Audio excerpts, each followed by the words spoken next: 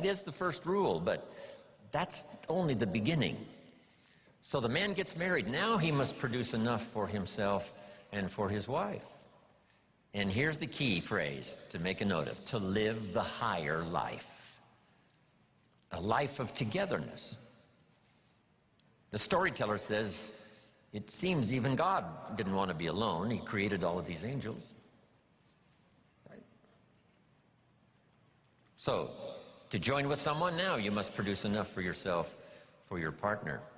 Now, is that it? And the answer is no. How about children? Let us have children. That's a unique experience.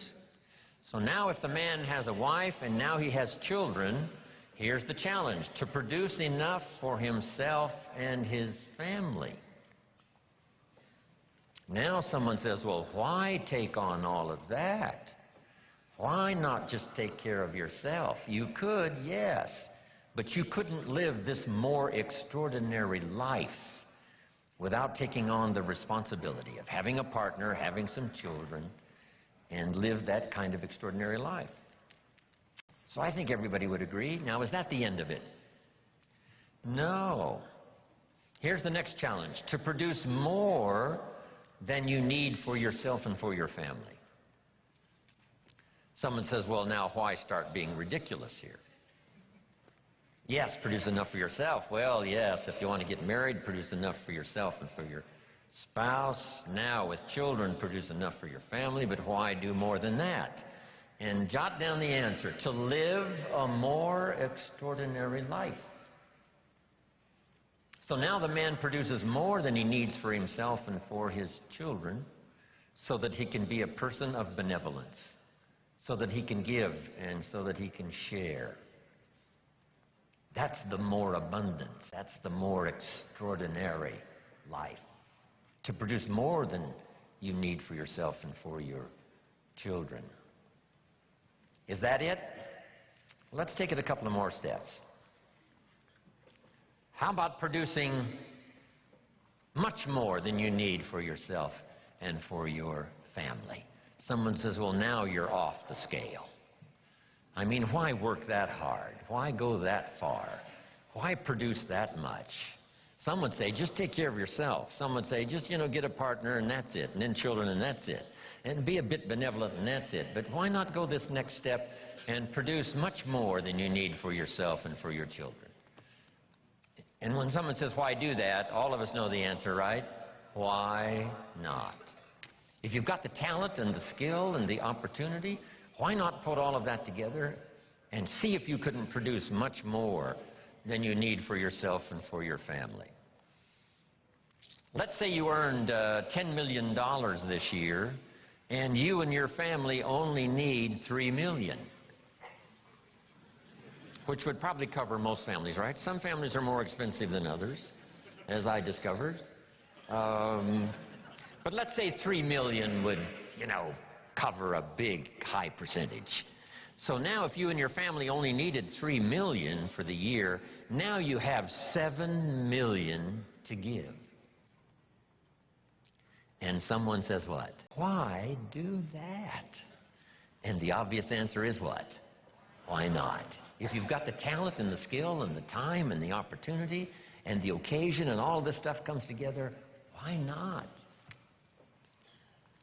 Let's go one more. How about producing far more than you need for yourself and for your family? And live the far more life. We've heard the story of Andrew Carnegie, right? Andrew Carnegie said this. He built the big steel industry back in the 20s here in America. Here was Andrew Carnegie's goal. I'm going to spend the first half of my life earning money.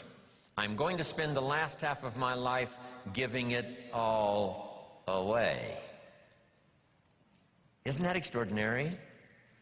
Wouldn't you call that an extraordinary life? And the answer is yes. He got so excited by that goal that the first half of his life he earned $400 million, which back then was a lot of money.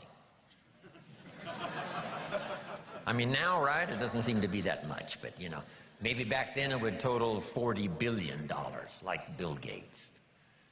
So $40 billion he earned the first half of his life. Guess what he did with the last half of his life?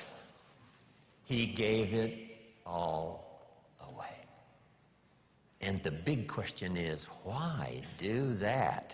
And the answer is, why not? If you've got the opportunity to live, design and live an extraordinary life, you know, why not do that? So here's what I want this weekend to be for you. Plenty of ideas to take home, chew on, digest, you know, throw some away, refine some, you know, accept some, do some, whatever. That's what this weekend is really for. To send you home with a whole new library of thoughts to ponder, ideas to try, disciplines to work out, some skills to learn. And if we do that and do it well this weekend, you will say, hey, it was certainly worth the time and the money to go to that weekend Jim Rohn seminar, Jim Rohn and Friends. Now make these notes. What I hope you find here this weekend. Ideas plus inspiration. That's the mixture that really turns things on, you know, sends an entrepreneur program into high gear. Ideas plus inspiration. We need ideas for the goals and plans, and we need inspiration for the emotional vitality to put it to work, to make it grow, make it multiply. And here's what else I hope you'll find here. Guidelines for translating response into results. You've responded to the call, come, search, look, listen, take notes, get it, to take home with you. And I'm sure you're going to respond well to the, you know, seasoned teaching and training that is going to be delivered here this weekend. But here's the key, guidelines for translating response into results. Because results is the name of the game. There's no purpose in learning just for learning's sake. Wisdom and faith, as powerful as those components are, serve no useful purpose unless they are deposited. So make a note of the word, deposited. Wisdom and faith deposited into activity. Wisdom and faith put to work now produces a hotel, produces a Salk vaccine, produces a city, produces an institution of learning, produces a career, produces a relationship, right? Ideas and faith, believing that it's possible, that ideas can work miracles, now put to work. So the big job here is getting it all. And so now make the next note.